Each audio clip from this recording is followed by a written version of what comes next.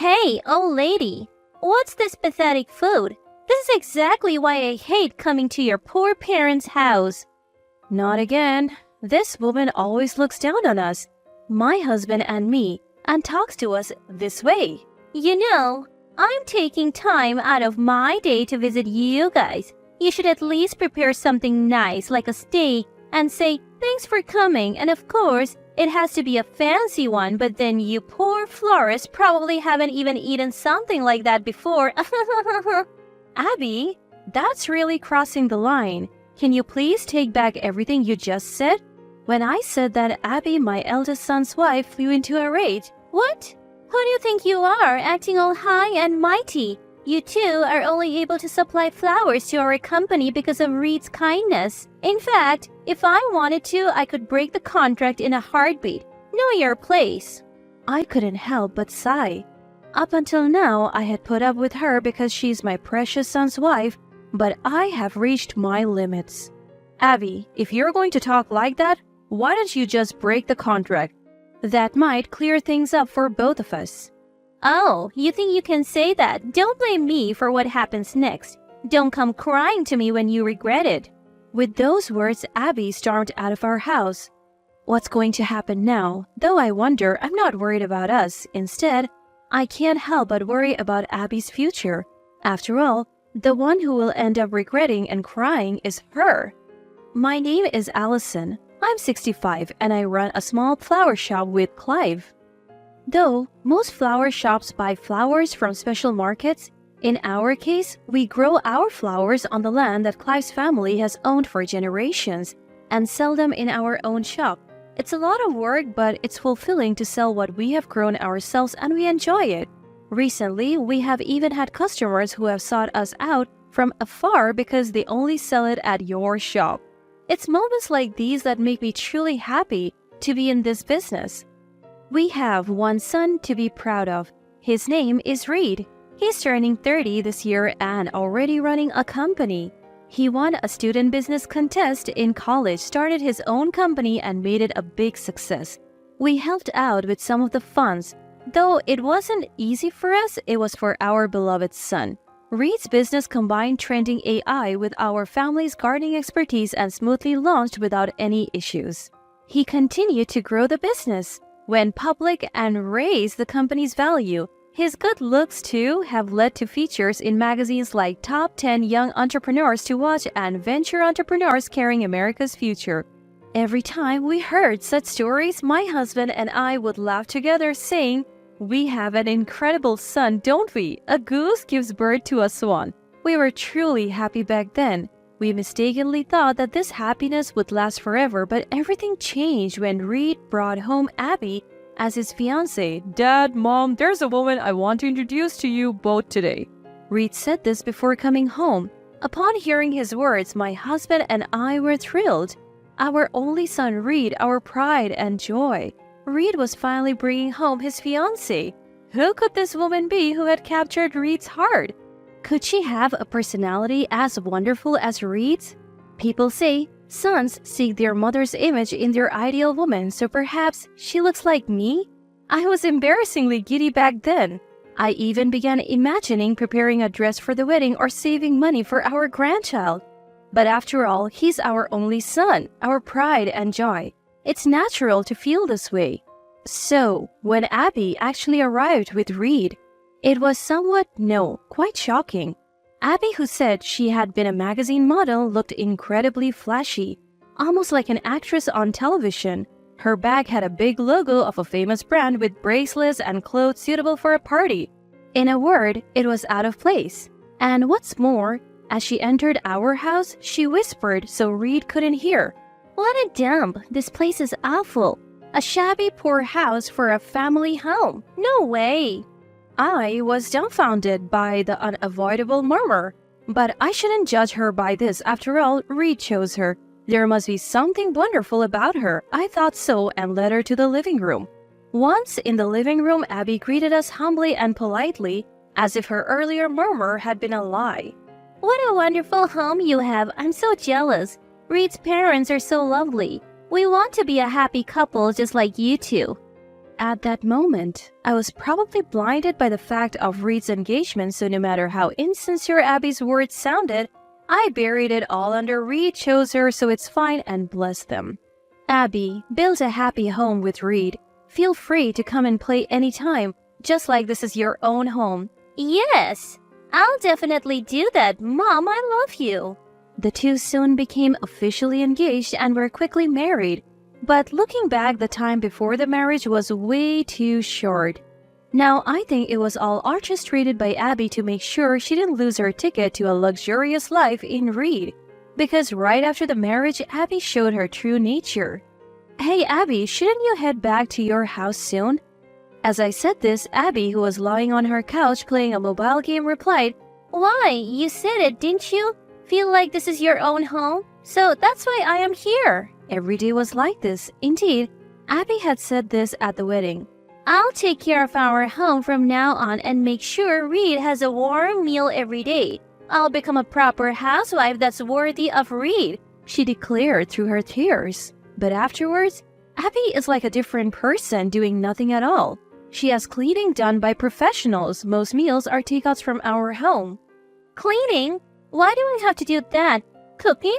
It just doesn't suit my personality, you know. In this day and age, you can pay for anything. So, why do I have to do it myself?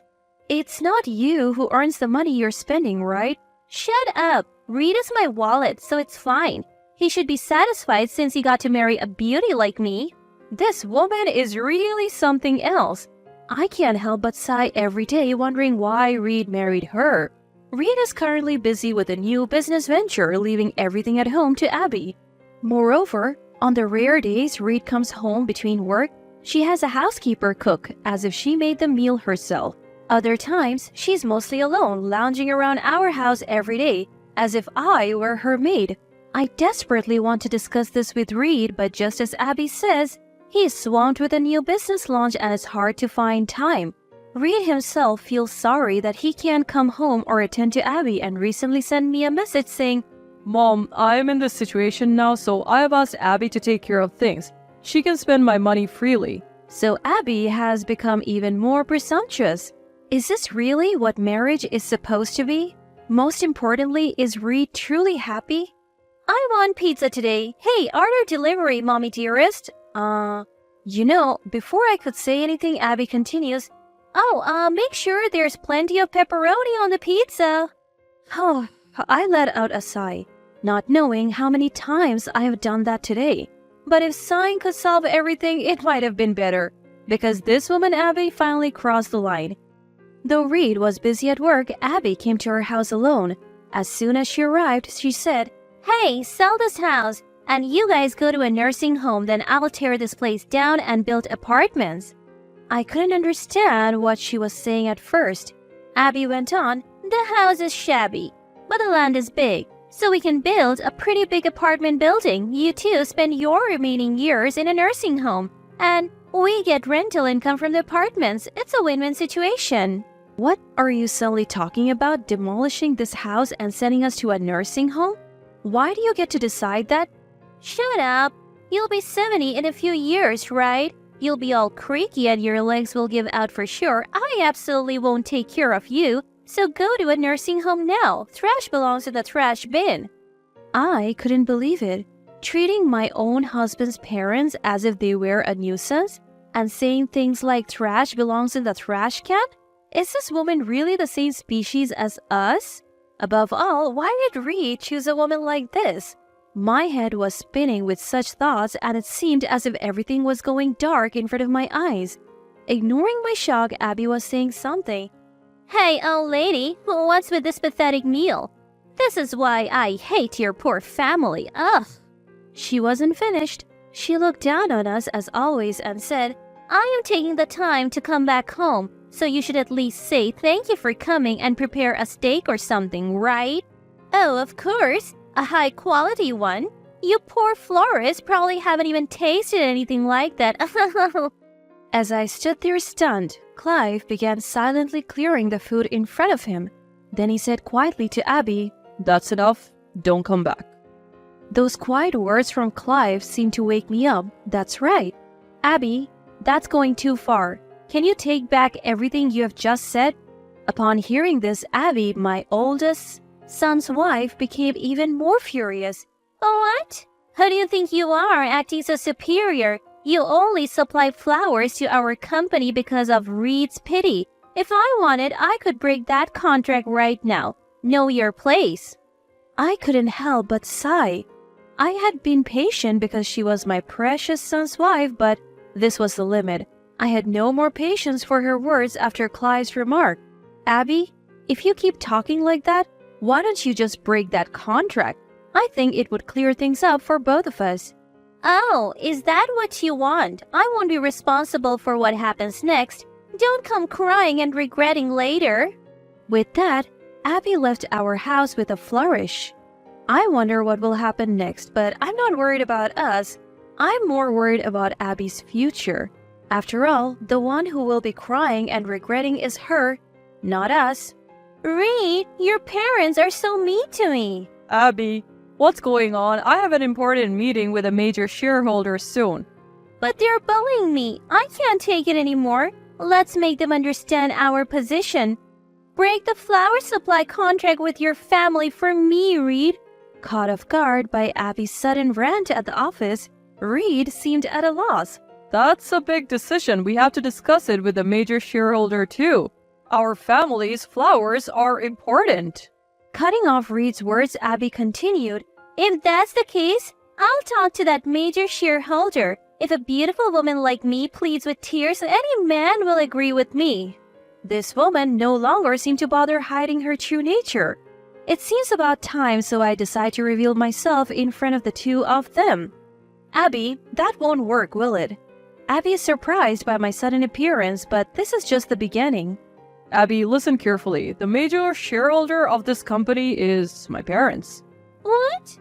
Yes, that's right. When Reed started this company, in his student days, we had invested a considerable amount, and when the company grew smoothly and went public, we acquired a lot of shares as a return on our initial investment.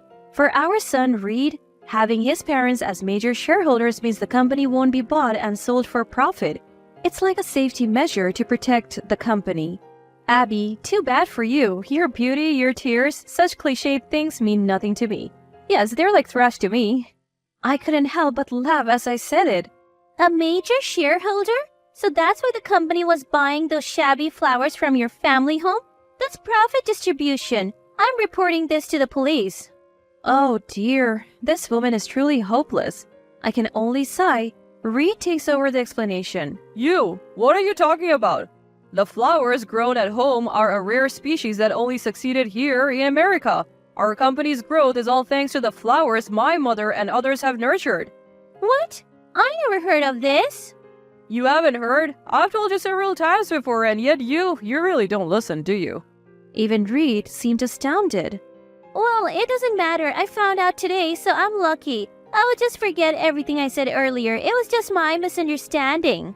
Seeing her position worsen, Abby tries to escape, but for us, this isn't something we can overlook, and there's something else we need to tell this woman.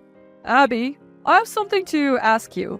Did you tell my parents to sell their house and build an apartment and move into a nursing home? In front of me, she couldn't pretend to be innocent. Abby started to make excuses in a panic. Oh, that was... Yes, my kindness. They're in their 60s. Their legs must be weak, right? So I thought they would be happier in a nursing home. It wasn't about the apartment, really. Please believe me, Reed. Now it's too late for her tears to affect Reed. After hearing from me and witnessing Abby's true nature, Reed won't fall for her insincere tears anymore. Oh, I can't believe you anymore. Let's end this. We're getting a divorce. With the word divorce from Reed's mouth, Abby seems to have realized that there's no way out. Oh, really? Fine, I'll divorce you too, but remember, you're the one who brought up divorce first. I'll demand a hefty alimony before the divorce proceedings. Abby still seems to think she can win. Don't think this is over. With those words, Abby storms out. But those were words meant for her. She must not be made to see hell.